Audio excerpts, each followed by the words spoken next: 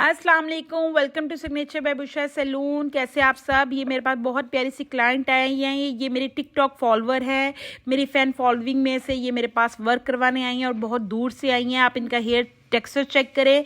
इनका प्रॉपर एक metallic hair वाला हेयर था और ग्रे कवरेज, और जो ग्रे कवरेज थी वो भी स्टबन वाली ग्रे कवरेज थी। मोटा बाल था, वाइट बाल जो थे मोटे थे, जिन पे कलर करना बहुत ज़्यादा मुश्किल था क्योंकि ये ओलिविया यूज़र हैं और ये 1 साल से नहीं, ये 10 साल से अपने बालों पे ओलिविया की एप्लीकेशन कर रही हैं।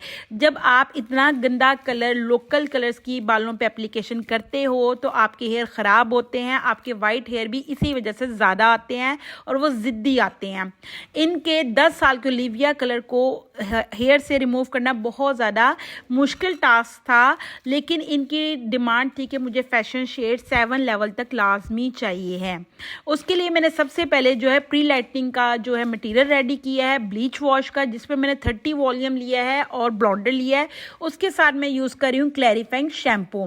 क्लैरिफाइंग बोले या प्यूरिफाइंग शैम्पू बोले, एक ही बात आती है। ये क्या करता है, ये हमारी क्यूटिकल्स को ओपन करता है। जब हम क्लैरिफाइंग शैम्पू ऐड करते हैं ब्लीच के अंदर तो ये डायरेक्ट हमारी सेकंड लेयर पे जाके जो है वर्क करता है। अब मैंने क्या किया है, अब मैंने क्लैरिफाइंग शैम्पू को ब्लीच के अंदर ऐड कर दिया, जिसे हम बोलते हैं ब्लीच वॉश। ब्लीच वॉश को मैं रेडी करके हेयर को 4 पार्ट्स में डिवाइड करके सेक्शन को पतला पतला लेकर इसकी एप्लीकेशन करूँगी। जब हम ब्लीच वॉश को ऐसे डायरेक्ट अप्लाई करेंगे तो ये हमारी सेकंड लेयर से जाके मेटालिक हेयर को डायरेक्ट रिमूव करेगा। ठीक है, अब मैं इसके पतले पतले सेक्शन बना के इनको हेयर पे अप्लाई करूँगी। इसका मैक्सिमम टाइम 30 to 40 मिनट्स का होता है। ब्लीच वॉश अपने जो वर्क करता है हेयर पे 30 to 40 मिनट्स होता है। अच्छा, इनका जो फ्रंट का बाल था वो तो टू मच मेटालिक था, लेकिन जो बैक का बाल था वो थोड़ा सा कम हल्का बाल था, इसलिए वहाँ पे जो है इसलिए बैक पे कलर अचीव करना थोड़ा सा मुझे लग रहा था शायद पॉसिबल हो जाए, लेकिन फ्रंट पे वो कलर ज़्यादा अप्लाई करती थी, इसलिए फ्रंट का जो बाल था वो जेट ब्लैक बना हुआ था। अब मैंने क्या किया, मैंने पतले पतले सेक्शन लेकर उस पर ब्लीच वॉश का जो है मिक्सर जो है अप्लाई कर दिया है। सेक्शन जो है पतला लेना है ताकि आपका जो है पैचेस ना पड़े और ब्लीच वॉश जो है अच्छे तरीके से हो जाए। अब मैं इसको सेक्शन बना के अप्लाई करूँगी और जब मैंने ब्लीच वॉश का 30 to 40 मिनट्स बाद टाइम देखना है तो इनके हेयर के जो पिगमेंट्स होंगे वो आउट हो जाएंगे, जो कि आएंगे कॉपर और ऑरेंज के। जो फर्स्ट पिगमेंट आता है वो ज़्यादा आता है। अगर हिना कोटेड बाल होंगे तो आपके पास पिगमेंट ज़्यादा रेड और कॉपर के आएंगे। अगर बॉक्स डाई होगा तो 6-7 लेवल तक पहुँचने के लिए कॉपर ऑरेंज तक पिगमेंट पहुंच जाएगा। जब भी आपने ग्लॉसिंग करनी है, आपने पहले क्लाइंट का डिज़ायर कलर पूछना है कि ग्लोबल कलर्स आपको किस कलर में चाहिए। अब इन्होंने जो चूज़ किया है कि जी मुझे कॉफ़ी ब्राउन या ब्लॉन्ड शेड, मुझे कोई सा भी ये कलर दे दें, तो उसके लिए इट्स मीन मुझे 6 या 7 का लेवल लाजमी अचीव करना है। उसके लिए मैं इनका 40 मिनट्स तो ब्लीच वॉश लाजमी करूँगी ताकि 7 लेवल तक हम अचीव कर लें। जो सा लेवल है, अगर 6 लेवल अचीव होता है तो हम 6 लेवल की भी ग्लॉसिंग कर सकते हैं। अगर 7 लेवल अचीव होता है तो देन हम 7 लेवल की भी ग्लॉसिंग कर सकते हैं। अच्छा, जब भी ब्लीच वॉश करते हैं तो ब्लीच वॉश के लिए आप ये देखें कि अगर कॉपर ऑरेंज की टून आ रही है तो कोशिश करें कि आप जो उसके ऊपर ग्लॉसिंग कर रही हैं वो भी उसी के रिफ्लेक्शन की ही करें। जितना अच्छा रिफ्लेक्शन और कॉपर ऑरेंज की मिक्सिंग हो जाएगी तो कलर जो है न्यूट्रलाइज हो जाएगा। अब बैक से ब्लीच वॉश कर दिया गया है और अप्लाई कर दिया है, और इसके बाद जब आप देख रहे हैं कि जो है कट डाउन होना शुरू हो गया है, रिजल्ट आना बैक से स्टार्ट हो गया है। ब्राउन से ब्लैक के लेवल से हम आउट हो चुके हैं, अब हम ब्राउन के लेवल में एंटर हो चुके हैं, मतलब 4-5 का लेवल हमने अचीव कर लिया हुआ है। लाइट ब्राउन और मीडियम ब्राउन तक आ गया है। बैक से ब्लीच वॉश का रिजल्ट अच्छा ही आ रहा है, लेकिन फ्रंट पे ब्लीच वॉश का रिजल्ट बिल्कुल भी हमें नहीं मिल रहा है, जबकि 20 to 25 मिनट्स हो चुके हैं और आगे से तो बाल जैसे हिलने का नाम ही नहीं ले रहा है। इतना को मेटालिक हेयर लगा हुआ है, इतना मेटालिक है। तो काइंडली आप सबसे बड़ी हम्बल रिक्वेस्ट है क्लाइंट्स को नहीं पता होता कि वो अपने बालों पे क्या कर रहे हैं, ब्यूटिशियंस के लिए बहुत ज़्यादा मसला होता है, तो आप प्लीज़ काइंडली ये लोकल्स कलर्स को यूज़ करना बंद कर दें। ये आपके हेयर पे एक पॉलिश बना के छोड़ देते हैं, जिसको हमें पहले उसे रिमूव करना पड़ता है, और जब वो रिमूव करते हैं तब तक आपका हेयर जो है बहुत ज़्यादा ड्राई होने लग जाता है। फिर क्लाइंट हमें कंप्लेन देता है कि हमारा हेयर ड्राई भी ना हो, हमें एक ही सिटिंग में सारा वर्क भी, हमारा कलर भी इक्वल आ जाए, हेयर स्मूथ भी हो जाए, हेयर शाइन भी हो जाए। इसके लिए अगर आप सारे ये काम चाहते हैं तो उसके लिए सबसे पहले मेटालिक डाई को इस्तेमाल करना बंद कर दें। अब हमने जो फ्रंट का ब्लीच वॉश है वो लगा के छोड़ दिया है और हम साथ साथ इसको मल्सीफाई कर रहे हैं। फ्रंट का ब्लीच वॉश का हमें रिजल्ट नहीं मिल रहा तो मैंने दोबारा से री एप्लीकेशन की है।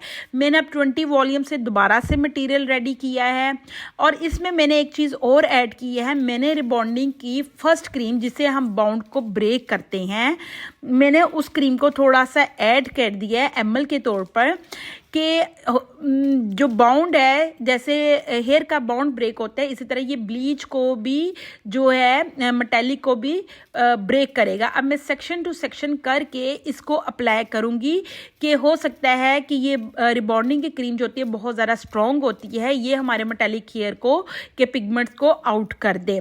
अब मैंने इसकी एप्लीकेशन 20 वॉल्यूम के साथ दोबारा से री एप्लीकेशन करके ऊपर फॉइल पेपर दे दिया है ताकि हेयर को स्टीम मिल जाए। स्टीम मिलने के बाद मैंने इनको दोबारा 10 से 15 मिनट दिए हैं और मैंने हेयर को दोबारा से सारा मल्सीफाई किया है। जब भी ब्लीच वॉश करें तो आप हेयर को लाजमी मल्सीफाई करते रहा करें, क्लाइंट के सर पर खड़े रहे, कभी भी उनको ऐसे ना छोड़े।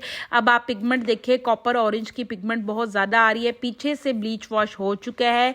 हमें इतना ही रिजल्ट अचीव होना है। अगर हमने ज़्यादा ब्लीच लगा के 2 घंटे छोड़ दी तो रिजल्ट नहीं आएगा। ऊपर से बाल बिल्कुल भी नहीं हिला है। ब्लैक बालों पे रिबॉन्डिंग का भी अप्लाई करने के बाद भी इतना स्ट्रॉन्ग मेटालिक है कि वो हिलने का नाम ही नहीं ले रहा है। अब हमने क्लाइंट को समझा दिया कि ये एक सिटिंग में कभी भी कलर नहीं आएगा, आपको दोबारा से सिटिंग लेनी पड़ेगी। मतलब कि आपको कलर जो है आफ्टर 20 डेज बाद 2-3 बार लेंगी तो देन आपका ये कलर आएगा। मेटालिक हेयर पे कभी भी एक सिटिंग में कलर नहीं अचीव होता है। क्लाइंट को ये आपने गाइड करना है कि आपको 2-3 सिटिंग में कलर लेना पड़ेगा। मेटालिक हेयर को कवर करना बहुत टेक्निकल काम है। मेटालिक हेयर पे जब भी वर्क करें तो कोशिश करें कि बहुत एक्टिव होके वर्क करें ताकि क्लाइंट का हेयर जो है डैमेज बिल्कुल ना हो। जो मेरे इस पेज पे बिगनर्स हैं उन सबसे हम्बल रिक्वेस्ट है कि मेरे पेज को फॉलो करें, सब्सक्राइब करें, लाइक करें, शेयर करें, कमेंट करें। अच्छा जी, मैंने ग्लॉसिंग जो करनी है मैंने की है जी। आप मेरे पेज को सब्सक्राइब करें, लाइक करें, शेयर करें और जो भी, ताकि मेरी आने वाली न्यू इन्फॉर्मेटिव वीडियो आप तक पहुंच सके। इसके साथ मैं हेयर की एंड मेकअप की क्लासेस देती हूं। अगर किसी ने क्लास ज्वाइन करना हो, ऑनलाइन क्लासेस हैं, आउट ऑफ कंट्री के भी स्टूडेंट्स को दे रही हूँ, ब्यूटिशियंस ही हैं और पाकिस्तान की कुछ बहुत अच्छे बड़े बड़े सिटीज़ से जो है स्टूडेंट्स क्लास ले रहे हैं। अगर आप ज्वाइन करना चाहें तो कर सकते हैं। अच्छा जी, 40 मिनट्स बाद हमने ब्लीच वॉश को कर दिया है वॉश, उसके बाद हम 100% करेंगे ड्राई। अब आप इनके हेयर के पिगमेंट्स चेक करें कि इनके हेयर से कितने टाइप्स के पिगमेंट निकल रहे हैं। कॉपर ऑरेंज भी है, ब्लैक भी है, फ्रंट से काफ़ी ज़्यादा कॉपर है और ग्रे कवरेज भी है। अब हम सबसे पहले मटेरियल जो रेडी करेंगे, मिक्सिंग रेशो बनाएंगे, वो हम बनाएंगे ग्रे कवरेज की। ग्रे कवरेज के लिए जो मैंने नंबर चूज़ किए हैं, आप इनके पहले टून देखें कितनी ज़्यादा कॉपर, ऑरेंज, रेड और ब्लैक, मतलब कि जो है ना ये मिक्सचर बना हुआ है इस टाइम बालों पे कलरिंग का और साथ वाइट कवरेज का। तो अब हम ये एक सिटिंग में तो ये कभी भी इक्वल नहीं आएगा, इनके लिए हम 2 सिटिंग चूज करेंगे। लेकिन अभी हम इनके हेयर को बनाएंगे प्यारा सा, उसके लिए हम करेंगे अच्छी सी ग्लोसिंग रेडी। सबसे पहले हम बनाएंगे ग्रे कवरेज की ग्लोसिंग। ग्रे कवरेज के लिए मैंने लिया है इजी कलर का 3.0 और जी ब्री मोड का 7.0। अब मैं 7.0 और 3.0 को इक्वल क्वांटिटी में मिक्स करके एक ले लिया है मैंने फैशन शेड और एक ले लिया है मैंने dark brown shade. Dark brown इसलिए लिया है क्योंकि ग्रे कवरेज जो है बहुत ज़्यादा स्टबन है, इसलिए 7.0 जो है रूट्स पे लगा अच्छा नहीं लगेगा और कवरेज भी नहीं होगी, इसलिए थोड़ा डार्क शेड मैंने ऐड किया है। और इसको मैं करूँगी 20 वॉल्यूम के साथ रेडी। 20 वॉल्यूम के साथ रेडी करके मैं पहले बेस कलर ग्रे कवरेज का कलर अप्लाई कर کر دوں گی. اس کے ساتھ ہی میں گلوسنگ کا بھی مٹیریل ریڈی کروں گی, جس میں میں نے لے لیا ہے سکلے کا 5.34 اور فریشیا کا 7770. ٹھیک ہے, یہ اب کلر بنے گا میرے پاس میڈیم کافی بلونڈ. ٹھیک ہے, اب میں نے میڈیم کافی بلونڈ اس وجہ سے چوز کیا ہے کیونکہ جو مجھے ہیئر پہ پگمنٹ نظر آ رہے ہیں وہ اورنج ہے, کاپر ہے اینڈ بلیک ہے, تو میں اسی کے ریفلیکشن کے ہی کلرز اٹھا کے لگاؤں گی تاکہ جو کاپر اورنج ہے وہ بلونڈ میں مکس اپ ہو جائے. ٹھیک ہے, اسی کا ریفلیکشن بناؤں گی. کاپر اورنج اور بلونڈ کلر جو ہے آپس میں ایک دوسرے کے ریفلیکشن ہی فیل ہوتے ہیں, تو کوشش کیا کریں کہ جب بھی آپ ایسے کلائنٹ کو ڈیل کریں تو اسی کے ریفلیکشن کے کلر اٹھا کے مکس کر کے لگائیں. اور 20 والیوم کے ساتھ میں اس کی گلوسنگ کروں گی. اب جو میری اسٹوڈنٹ ہے وہ روٹس پہ اپلیکیشن کرتی جائے گی اور اسی کے ساتھ میں لینتھ پہ اپلیکیشن کرتی جاؤں گی تاکہ ایک ساتھ ہی کلر کا ٹائم بھی پورا ہو جائے, کیونکہ سٹبن ہیئر ہے یہ بھی ہمارا 30 to 40 منٹس لازمی ٹائم لے گا. جب بھی گرے کوریج کا سٹبن ہیئر ہو تو 30 منٹس لازمی ٹائم لیتا ہے. ٹائم کم نہیں دینا, یہ نہ ہو کہ ان کی گرے کوریج کمپلیٹ نہ ہو. اس لیے فیشن شیڈ اور گرے کوریج دونوں میں کام ایک ساتھ ہی شروع کر دوں گی. آفٹر 30 منٹس بعد میں ان کے ہیئر کو واش کروں گی اور یہ بھی میں مٹیریل 20 والیوم کے ساتھ ہی اپلائی کروں گی. دونوں مٹیریل کا میں نے 20 والیوم کے ساتھ اپلیکیشن کرنی ہے. ٹھیک ہے, اب میں 40 منٹس بعد ان کے ہیئر کو واش کروں گی, شیمپو کروں گی, ماسک لگاؤں گی اور سیرم لگاؤں گی اور پھر ان کے ہیئر کو کروں گی اسٹریٹ. اور پھر آپ آفٹر لک دیکھیں اور میرے پیج کو لازمی سبسکرائب کریں, شیئر کریں اور لائک کریں. اگر میرا ورک پسند آتا ہے تو مجھے لازمی کمنٹ کریں. کسی بھی قسم کی کوئی بھی مشکل ہو تو مجھے کمنٹ لازمی کریں. Thank you. اللہ حافظ.